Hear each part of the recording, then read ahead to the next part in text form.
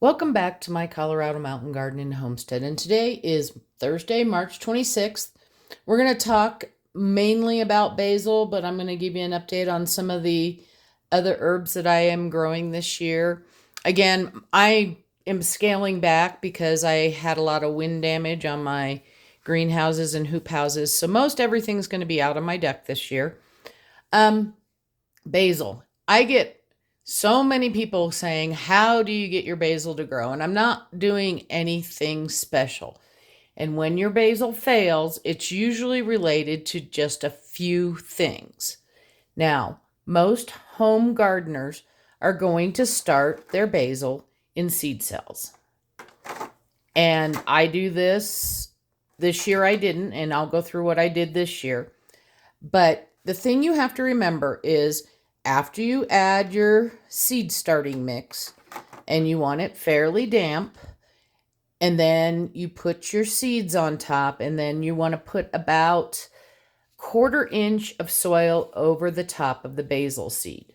Now, some packages do say surface sow, but I don't, because they tend, in our climate, because we don't have that much humidity, they tend to dry out. So I like to go ahead and put about 1/4 inch of soil over the top.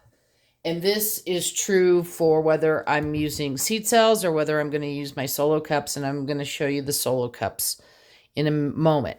Now, after I get my seed mix in, I usually spray the top of my seed mix with my spray bottle.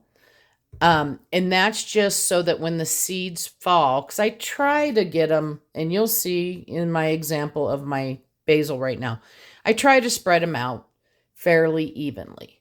Now, I will drop in between 4 and 5 seeds in the little cells here. Then I cover them. I mist the top again. Now, inevitably, your seeds are going to move. I'm just going to tell you, every time I plant basil seeds, they move around the cup, and usually it's from this last misting because those seeds are so teeny tiny. After I get my basils planted, I put a dome on top of these, a humidity dome. And again, I do that because I don't have humidity here. If you live in a place where there's tons of humidity, you may not need it. And then this goes onto a heat mat. As soon as those little basils start sprouting, I remove them from the heat and I remove the dome. Okay, so, and at that time, probably did not have to water or anything like that during that time.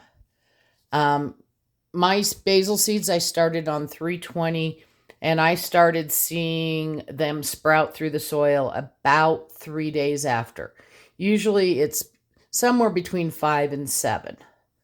Okay, depending on the environment. I use only seed starting mix. I don't try and use potting soil. And that's because those seeds are oh so tiny.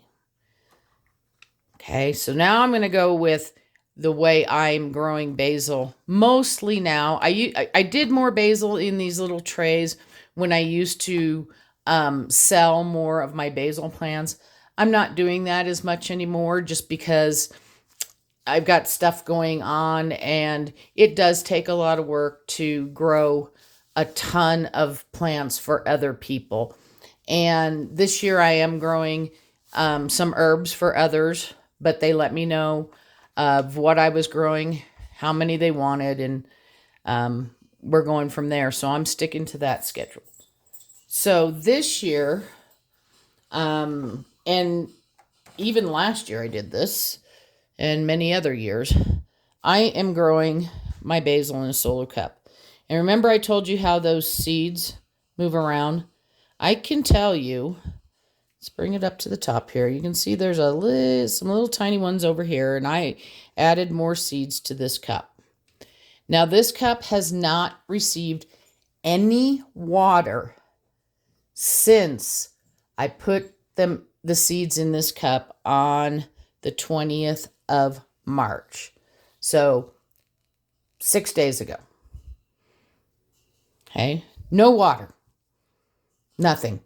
As soon as they sprouted, took them off the heat mats, took the dome off, and I've just been letting them go.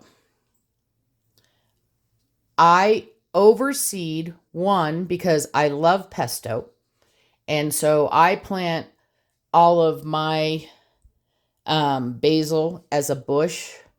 And as it gets bigger, I'll do another video explaining the size of pots and the benefits. I may talk about it a little bit here too. But I'm going to bring this up. And I think you can tell that this soil right now has dried out a bit on the top. Okay. Those little leaves that you're seeing there, those round ones, those are the cotyledons. And then you might be able to see on a few of them. I don't think I can get it up here. I've got another, the stem's starting to grow up between those two little leaves that you're seeing right there.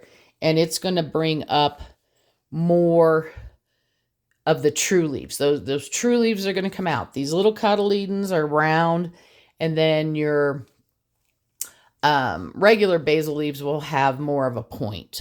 So we'll come back when these start shooting some more up, and we'll go over that. But again, you can see how dry that is. Now, it still has some weight to it, but I can tell that weight is mostly down below here. So that's where the moister soil is. It's going to be more moist down along there. Now, today I am going to be watering all of my basil seeds because it's time. And I did do one, hang on a minute here, before I did this video. So I think if I put them the two here, you will see the difference in the color. Okay, so this one's a lot darker because it's moist. All right. So when I water these, I put them in a container, and I'm just using this one as an example. So you can see how far that goes up. I fill it pretty full with water. Set my cups in, and I let it drink up water for between 10 and 15 minutes. Then I pull it out, and it's going to drip, and I let it drain, and I put it in an empty tray to where it can drain out as much as possible. Now you can see these ones are a little more towards the middle. All right. So what typically happens, let me move this out of the way again. What typically happens when people can't, their basil sprouts and then it dies. And that's usually dampening off. Now, or root rot. Can be both.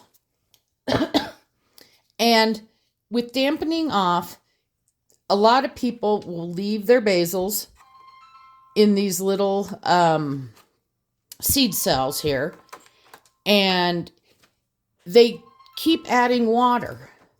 So the water just hangs in this tray. They might dump it out. Okay? And when they do dump it out, that's fine. But then these drip down here, in here, and they still have like a layer of water in the tray. And that can happen even with my basil here, because these cups are in a big tray.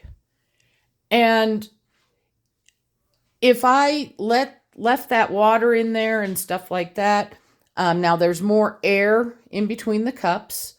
So I'll have a cup here, cup here. You get the idea. So that bottom water, as long as it's not enough, if it's just wet, it's going to evaporate off. But if you keep these little cells all together and you've got some moisture down in here, that's not going to evaporate because they fit pretty tight together. So when I grow basil in small cells like this, typically I'll either move these all to a big tray and not the little trays, because you know I love these little trays. Or I'll take it out and let that dry. And this will go into another tray by itself. Now that can get confusing because if you've got a lot of plants going, it can be around. But so the easier method is probably to take them out of these little cells and set them, into the big trays. But I still try and leave, because I don't want to smash them all in, some space in between. All right. You always want to water your plants from the bottom. Okay. Because you can get molds growing. If you're watering from the top, you can get molds growing. You can get fungus gnats. And with basil, dampening off happens. Okay. So these little plants here, they look like little mushrooms almost. They're not that far from the soil. If this soil on top stays wet for too long and there's too much moisture, you can get what's called dampening off. And it doesn't, yes, let me bring my other example over. This is wet, okay? You can see that. But it's going to dry fairly quickly because as the water goes down, gravity's going to happen, so the moisture is going to pull down. Plus, that's open. Okay, so the air is going to flow around. You can even run fans in your room if you've had problems before. Get a little fan, run the fan around just to keep that air moving around. But by tomorrow, it should look about as dry as this one is. Because it's not going to dry out. This cup's not going to dry out that fast. All right. Now, I overplant again. When I plant, assuming we're going to plant these two, I will, once they get taller, and we'll go through that as the basil grows, when I go to put it in the plant. So I hold them in these cups until I'm ready to put them in their final spot, which is going to be a big, I believe it's either a 5 or a 7 gallon container. It's some smaller ones. It's not the big, huge ones from Costco, but they sell like a 3-pack there. And I think it's 5, but it might be 7. I don't know. It's outside and I'm not going to go get it. So I will put 2 of these cups worth in, and I will spread these basils, these little basil plants, out because it takes 2 cups of packed basil leaves, once they get big and mature, to make 1 cup of pesto. So you got to cram them in there, and then you add your garlic and your nuts and your olive oil, and you get lovely pesto.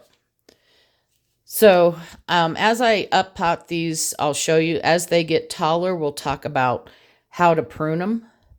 But for right now, they're just cute. And my lights, my grow lights, I try to keep them down. Now, I've got other things on the shelf that are above the thing. So the light's probably, about that high off, 2-3 inches off the rim of the cup. And you have to watch basil because it can grow pretty quick overnight. So once it starts getting bigger, just watch those lights because your leaves can grow and hit.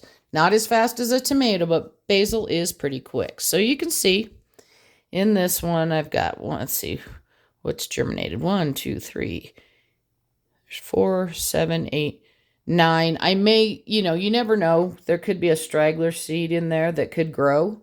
So that one's got 9. This one here's got 1. There's another one growing over there. 2, 3, 4, 5, 6, 7. I think I got 8 or 9 because there's one coming up. I don't know if you can see it, just coming up right there. Excuse me. I've got allergies and the dust is really bad here too because we haven't had any rain. So I'm not worried about that they're close right now. I'm not going to go prick each one out and move it. We're going to let it get bigger, stronger, and then when it goes into the other pots, I can move it around. You can grow just 1 basil plant, and if you prune it right, it's going to get bushy, but in order to you're not going to get enough leaves off of 1 basil plant for pesto without killing the plant. I'm just going to tell you, you won't, unless you're making a very small batch of pesto. So we got to let these little guys grow. They got plenty of time. It's looking like April here might be more at the temperature we're used to for April instead of all this. Well, Denver's been in the high 80s and has broken many records. And we've been, I think the high up here that we got to was 72, and that was yesterday. So I hope this helps. And again, it's all dampening off. So I will not be watering this one. This is the one that I watered until it looks more like this one and is more the weight of this one. And then again, it's going to go. I'm only going to water from the bottom, not watering from the top. Now, once your basil gets larger, you don't have to worry about the dampening off as much. But that's when, if you overlove your plant, and that's what I always tell people when they ask why their basil died, I said they probably loved it too much. If you overlove your basil and don't give it a chance, you don't want it totally dry, but give it a chance to dry out a bit before you water again. Then you're going to water it from the bottom. If their plants are dying when they're bigger, while they're waiting for the weather to change to plant them out into the garden, it's probably root rot, and that's probably because they overloved their plant and gave it too much water. Now, basil's going to tell you, once these get bigger, if it doesn't have enough water, those leaves are going to, they're going to droop really quick. And if you're used to growing basil, you know that can happen even on a hot day outside, even after you have a big established plant. That plant needs some water, and it tells you. And it takes a little while for them to perk back up, but usually they do. Once they're outside, I try to keep the soil moist, but not soggy. So that means you want to have a very well draining pot. And you can see I get happy. I can't turn it over. I have tons of holes on the bottom of these as well as around the sides. So I very much want drainage to happen. It doesn't matter if you start in these or in a cup. These you have to up pot to something like this. So I'm just basically skipping a step. Let's get a couple pictures here. So that's what I'm going to talk about basil. If you have questions, just ask me. Ask me in the comments. You can go to my public Facebook page, and I always put a link down below, and you can ask me. You can ask me anything. I will give you the best advice I can give you based upon what I do. So again, these were started on 320. So those little babies are 6 days old. Now, this is my Italian oregano. I started the seeds on 3.9. I did start inside of cups like this, and you can pretty much tell that because there's a little blob of seeds. Once again, oregano seeds are very small, and I'm not worried about overseeding. And once they were big enough in here to where I could put them in the cup, I moved them over so that there's more room for the roots. And the way oregano, and let's bring the other one over here. This is thyme. Again, started on 3.9 in the cell cups. And every year, I get so many people saying, you're overseeding. I'm not worried about it. These will spread out as thyme and oregano grow. If any part of the stem sits on the top of the soil and it's moist enough, it'll start rooting. So that's why I say they creep. Now they are going to get taller. Can already see the thyme here. Let's bring it up. It's already got, you can see where it's split there. It's just going to keep doing that. And the underside, I don't know if I can get a good shot of the underside. Well, you can kind of see it there. It has such a pretty purple leaf underneath, and that's normal with thyme. It's kind of purpley underneath. This is French thyme. This is Italian oregano. So again, by the time these, because some of these I'm growing for other people, by the time these go to their new homes, it's going to have filled out quite a bit. The plants are going to get taller. we'll bring them back in and out as I do the videos so you can see them. Dill is just now starting to sprout. So it'll probably have the dome on it for one more day. And then the dome's going to come off. It's going to come off the heat mat.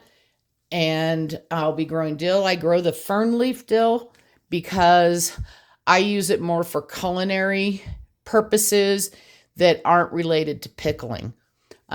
We eat a lot of Mediterranean food, Greek food. I love dill in my potato salad. I can use the fronds to even make refrigerator dilly beans or quick pickles. So I prefer the fern leaf, and it's considered a dwarf. It gets between 18 and 24 inches tall, and it's a lovely plant. It doesn't bolt as quickly as some of the bigger types of dill like mammoth and ducat and stuff like that. So that's why I like it. Now this is spearmint. Spearmint was started. When was it started? On 3/5. So in between the other two. Oh, actually, no, before the other two. And I did start the spearmint in seed cells. And this has 3 seed cells in it. And it's mostly just because I'm condensing my stuff down. Now, spearmint's going to spread really quickly. And I did just water the spearmint, excuse me, and the thyme and the oregano yesterday. So that's why they look a little more wet. You can see. But spearmint can spread, and it can be invasive. This is going to go into a raised bed that I'm not going to plant anything else in anymore. I tried some bulbs in there, and unfortunately, I couldn't cover them enough to where I enjoyed them. So I didn't want them totally covered, and the deer wouldn't come down and just eat them. So I'm going to start my spearmint. Now, spearmint can be picky at my altitude because it does like to stay moist, and it does like to stay moist when it's dormant. So it may come back, it may not. If not, I don't care. I'll just grow more. But I like putting spearmint in our tea, even just putting some in water, some of the sparkling waters. It's just really refreshing. Smells good. You can infuse it and use it in other stuff. A lot of people use the spearmint in soap making oils and stuff like that. I don't extract the oils. I just, I'll freeze dry some of these little, not though, they won't be little then. I'll freeze dry some of the leaves so I can have it for tea during the winter. And then also we have a little pot on top of our fireplace. It's a little cast iron pot. And I can just throw the leaves in there, and as that water gets warm during the winter, it releases that smell of mint into the house, and it's just a nice little pleasant thing.